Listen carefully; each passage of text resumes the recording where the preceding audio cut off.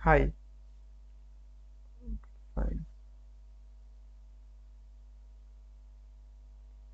Hi, champs. So today we will discuss about chromatography, and after the discussion we will solve previous year question from IIT JAM and GAT-B. Okay. Now uh, I will just precisely discuss what is chromatography. So chromatography is a technique that's used to separate molecules, right? So we know, suppose generally suppose two to three colors are there. Okay, this is red, and this is, imagine this is green, this is blue. Okay, now this is the technique. Just imagine these three, here are three color is indicating three different object. Okay, but they are mixed up. How you can separate them? Okay, so chromatography is the technique through which you can separate these three molecules. So here you can see one blue, you can later on you can see one green, and uh, you can see red. Okay, in three different color. So chromatography is a technique that's specifically used for separating various kind of molecule. It can be biomolecule or it can be other. We will study chromatography in protein purification perspective. Okay, now there are two kind of chromatography are there, and these two kind are specifically the liquid chromatography. Okay, generally what happen in chromatography? In chromatography there is some stationary phase, and it is some stationary phase. Okay, stationary phase means I am writing here stationary phase and mobile phase. What is the meaning of stationary phase? That means it will not move. And mobile phase, this is a buffer or some solution where your molecule will be dissolved and it will move through the stationary phase. Okay, stationary phase can be any bead, it can be agarose bead. Okay, uh, dextran bead, dextran, agarose, right? It can be anything. There is some trade name are also there, biogel P, or Cepharose, like different kind of commercial names are there. Please see these ones. And mobile phase. Okay, now suppose assume that this is one column. Okay, in generally column chromatography is more applicable for biomolecule separation. So just assume this is as a column and the beads are attached here. So here this is the stationary phase. SP means stationary phase. Now you are passing the buffer and the buffer contain your desired biomolecules, right? Now these are your desired biomolecules. These are, just assume this is protein, right? Now whenever you will pass the solution, what will happen? uh, this molecule will attach somehow through various kind of interaction we will see, and then uh, those molecules, suppose there is two molecule A and B, it is possible that A will attach, B will elude, but through that we can separate. Now whatever we are passing, this is called mobile phase. Mobile phase. And depending on that, there are two kind of chromatography is there. One is called normal phase chromatography and another is called reverse phase chromatography. What is normal phase chromatography? In normal phase chromatography, what happens? The stationary phase. So just I'm writing for normal. Okay, normal. Here stationary phase polarity is much more than mobile phase polarity. That means the stationary phase is more polar here. Now a common rule is that the polar attract polar, non-polar attract non-polar. PP interaction, NP interaction. Now just assume if the mobile phase contain the polar solution, now the stationary phase is highly, so SP is highly polar. If mobile phase contain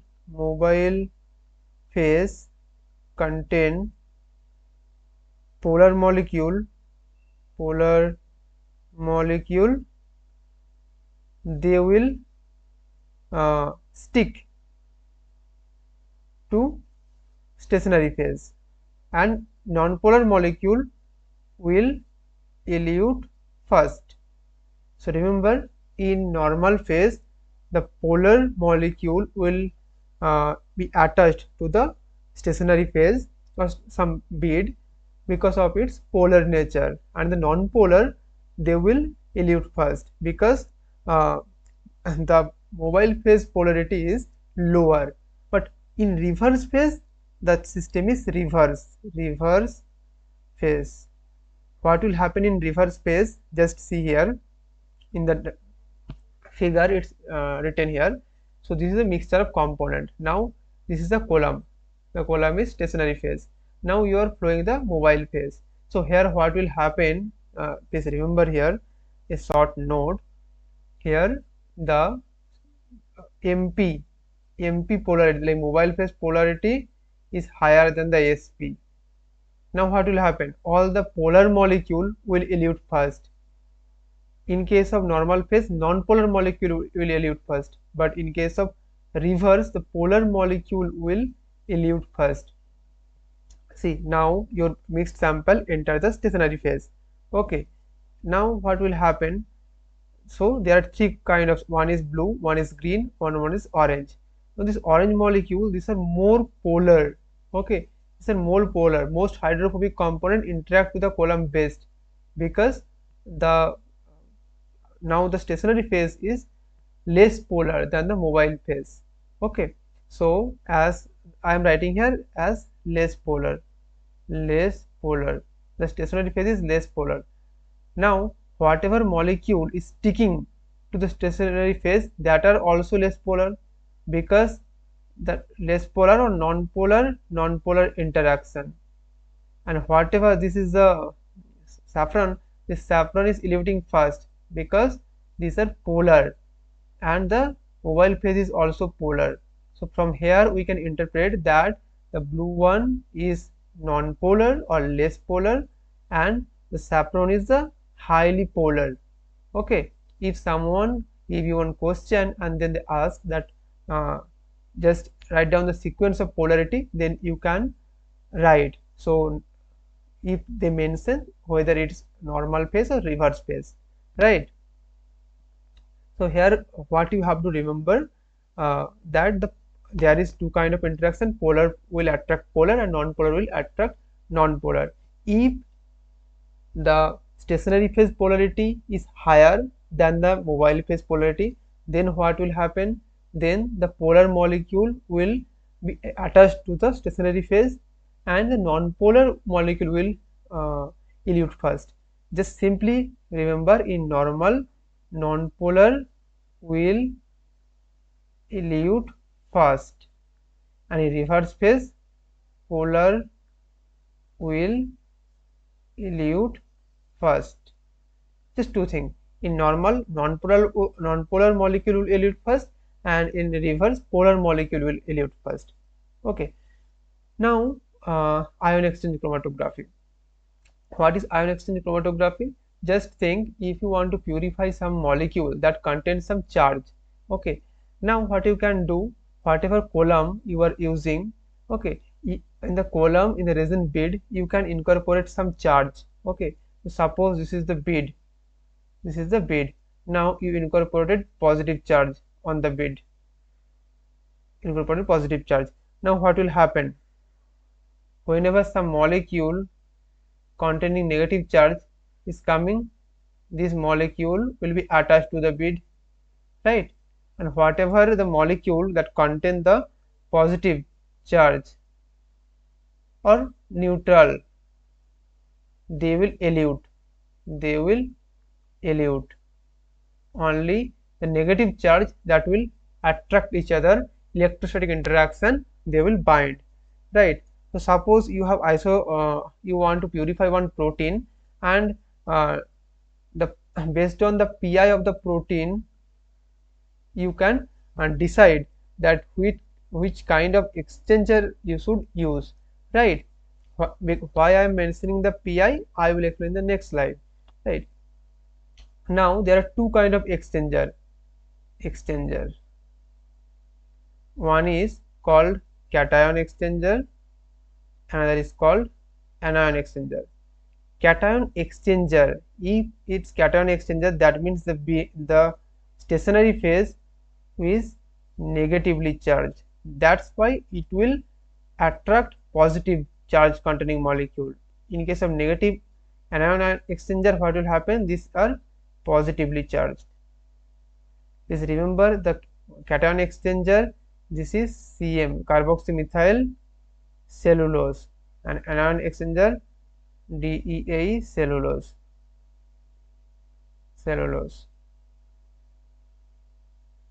Right. Now what will happen here, in case if some negative charge containing molecule come and positive charge containing molecule come, what will happen? The positive charge containing molecule elute first, and then the neutral, and then the negative charge will attached here, negative. Here it will be reverse. Here positive charge will bind, and in case of carboxymethyl cellulose, what will happen? The negative charge molecule will, or the neutral will elute first. Right. Here also you can see in the figure, it's same thing is happening here. Here what is happening? The protein mixture is added to the column, and then there are different kind of molecules. One is large net positive charge, one is net positive charge, another is net negative charge, and there is a large negative charge. And depending on that, okay, depending on the bead type, your protein. So suppose one protein has positive charge 5, another protein has positive charge 3, another protein has positive charge 2, another is 0, another is -1. If you use cation exchanger, then which one will elute at last moment? That is the +5, because it has a maximum charge, right? So it will bind more tightly. Okay.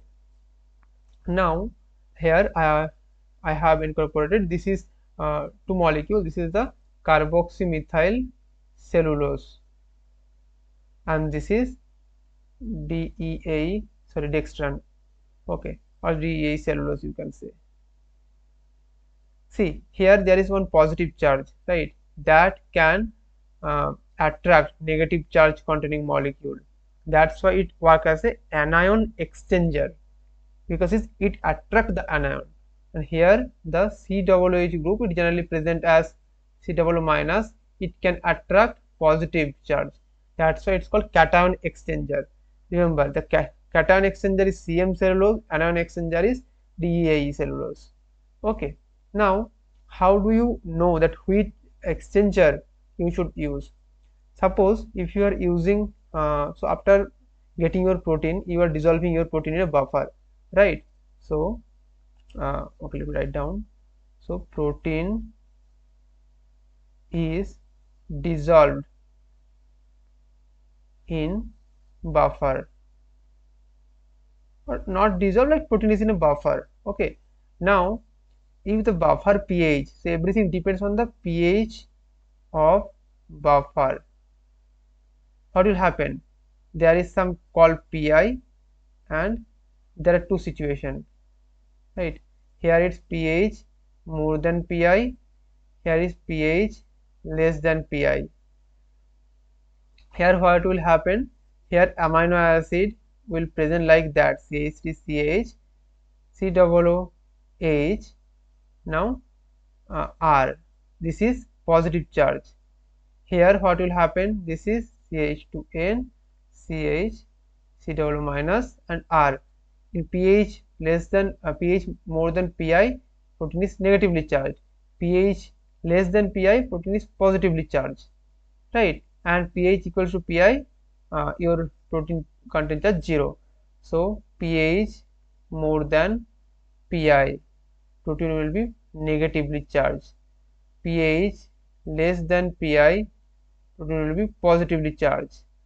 pH equals to PI, protein equals 0. So here you can't use any kind of exchanger. Here the exchanger will not work. in the graph also you can see the pH less than pi. Here your protein molecule is showing positive charge. If your protein molecule is showing positive charge, that means you have to use cation exchanger, right? That means whatever bead you will use carboxymethyl cellulose. If your pH more than pi, if your buffer pH is more than pi, it contains negative charge. In the negative charge, what will happen? You have to use anion exchanger. So DEA cellulose or dextran. I think it's clear now. Another kind of chromatography is size exclusion chromatography. Here the main principle is that the smaller the molecule, so suppose the smaller the molecule, they will move slowly. Why slowly? Generally what happens? So suppose there is something is there and some molecule, this is very heavy, this is small, this is medium, okay, and this is too large. What will happen? Depends on the gravity, because whenever we consider the gravity, this is the mg. Now if m is greater, that means the gravity is more, right?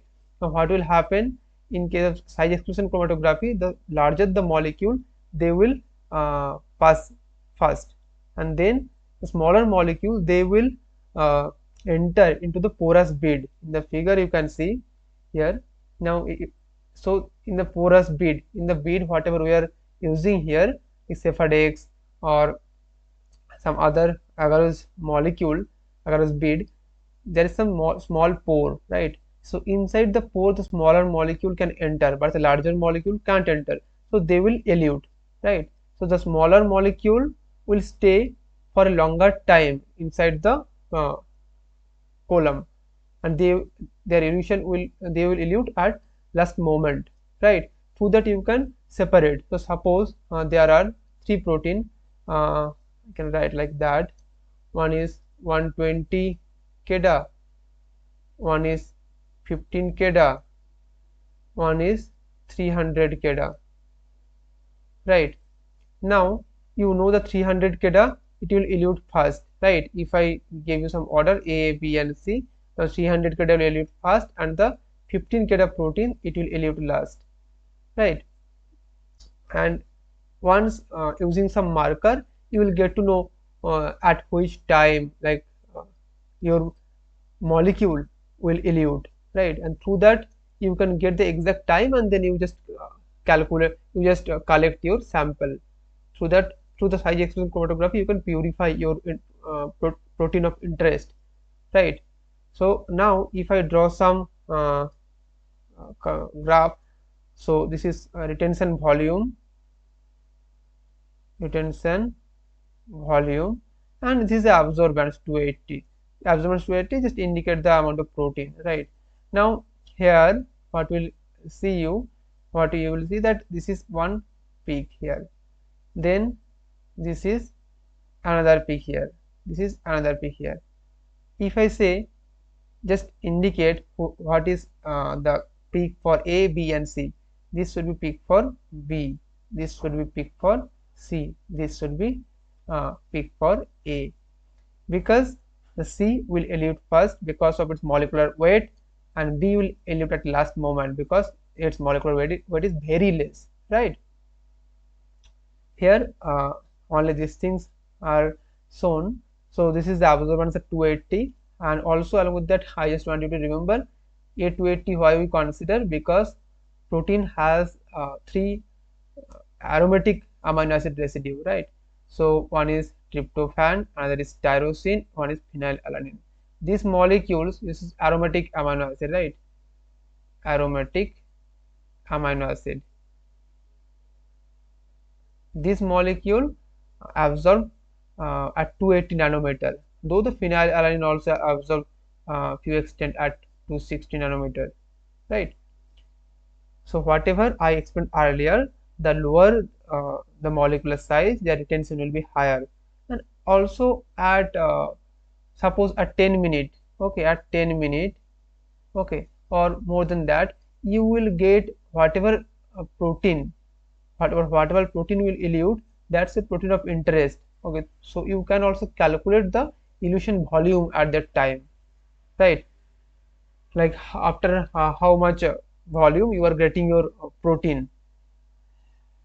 Now another chromatography technique is affinity chromatography.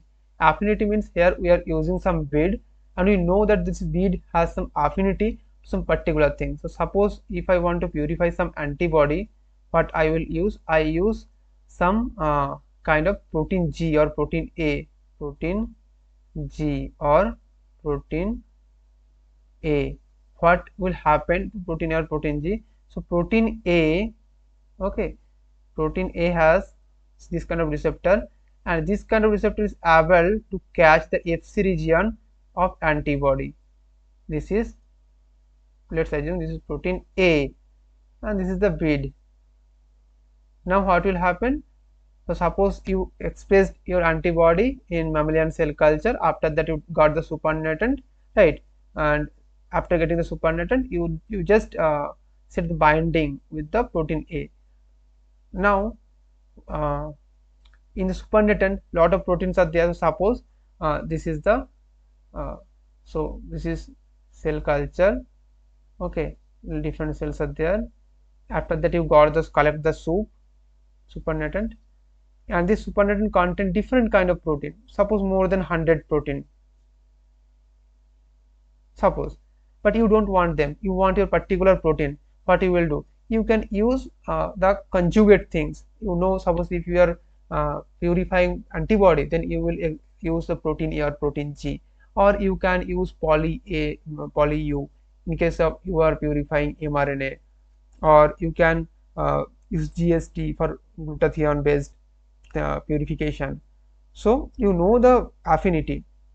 Here you can see the bead, okay, in the bead the ligand will come and they will bind, okay, and the other thing will elute.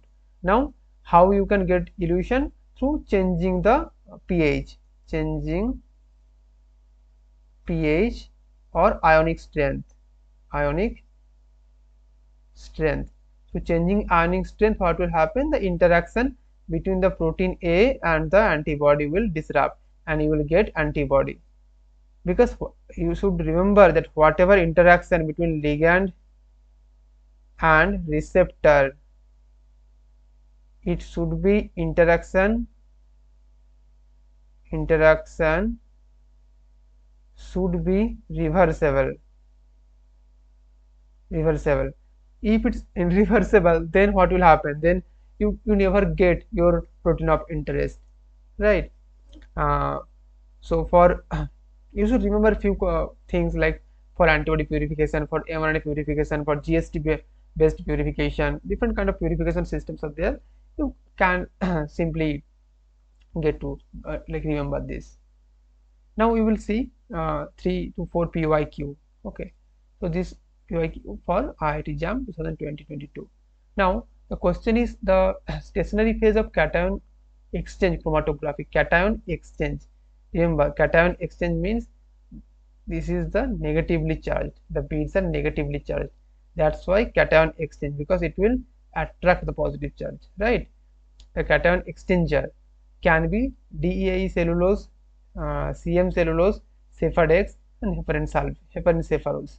Okay, now Cefadex G50, it's not charged neither positively or negatively, so it's generally used for gel permeation, or I can write here gel permeation or size exclusion chromatography. Size exclusion chromatography. Carboxymethyl cellulose, this is negatively charged because it contains COO minus, so it can act as a cation exchanger. DEAE cellulose, it is positively charged due to the amine group, so it can attract only negatively charged, it can act as an anion exchanger, right, not cation exchanger. And heparin cephalose, like heparin heparin, it's also negatively charged heparin, but it should, sulfate should be there, right? So it, as it's not there, so the correct answer will be the CM cellulose, carboxymethyl cellulose, right? Now This is the PYQ for GAT-B. Here the information about isoelectric point, that means the PI, right, it will be useful in the purification of protein by which of the following chromatography technique? Just think and answer. PI related to charge, right? Because if you alter pH more than PI, pH less than PI, then you can decide which kind of exchanger you need.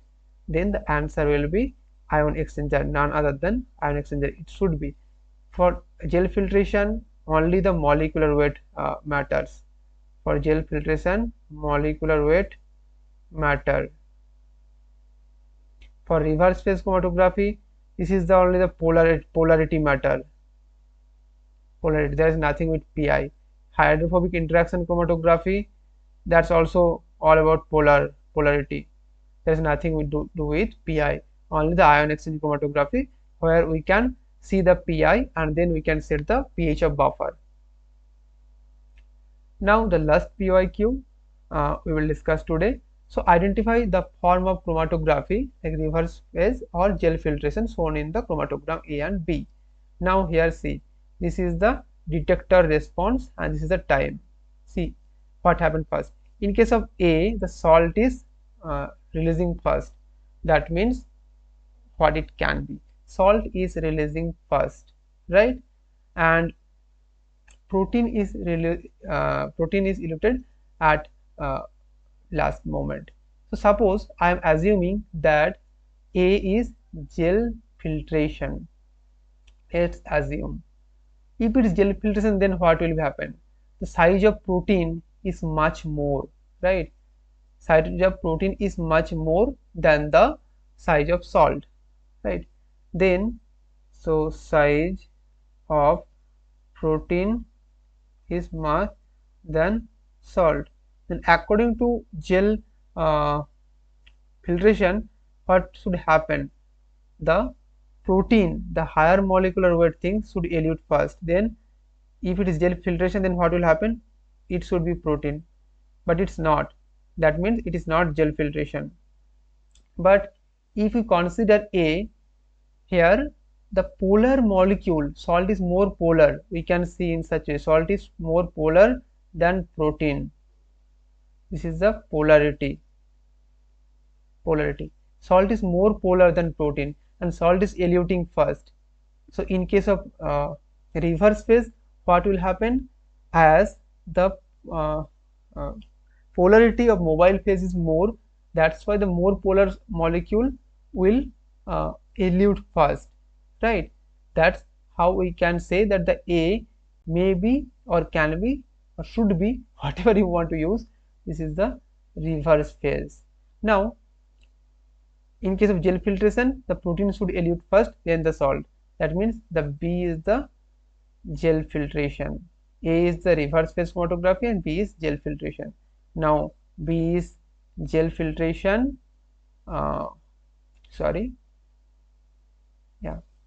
B is gel filtration, right? The protein is eluting first, and then we are getting the salt, and so here A is the correct answer, right? Because the A is the reverse phase and B is the gel filtration. Okay, so right now up to that, if you have any queries, please post your comment and we will discuss. And if you have anything that you can't understand, please feel free to mention in the comments so that in the next session I can discuss about this. Okay, till then, bye. Thank you.